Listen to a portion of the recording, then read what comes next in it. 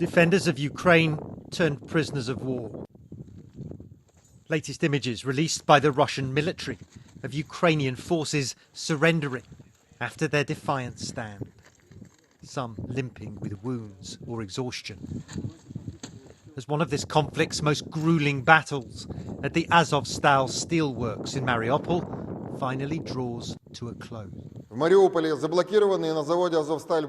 1,000 Ukrainians have surrendered so far, Russia's defense ministry spokesman announces triumphantly, before detailing Russia's latest rocket attacks and what he says are US-supplied weapons on the battlefield. As ever, no hint of any problems or setbacks in what Russia still refuses to even call a war.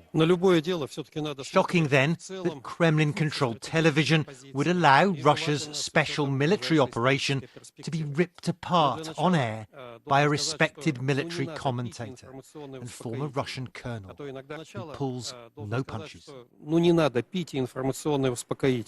Let's not take information tranquilizers, the retired colonel advises, and pretend Ukraine's armed forces are nearing a crisis of morale, because that's not even close to reality, he says.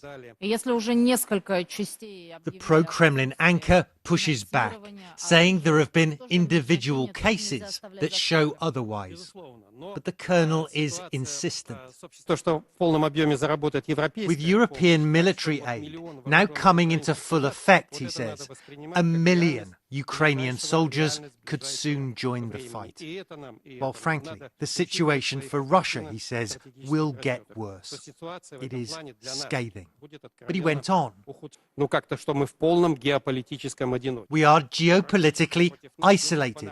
The whole world is against us, even if we don't want to admit it, he says, telling millions of Russians who get their news from this state channel, what many of them, given the international sanctions on Russia, must already suspect.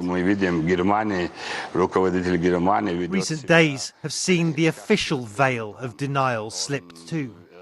Like when the pro-Kremlin Chechen leader, whose forces have been fighting in Ukraine, tried to tell Russian students what's really going on there. We're fighting Ukrainian nationalists backed by NATO, and the West is arming them, he says. That's why our country is finding it so difficult there, he reveals. Though it's a good experience, he says. Not the experience, though, Vladimir Putin, who presided over a slightly muted annual Victory Day parade earlier this month, is likely to have expected when he sent his troops across the border.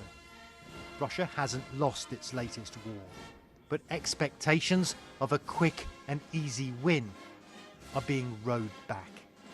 Matthew Chance, CNN, London.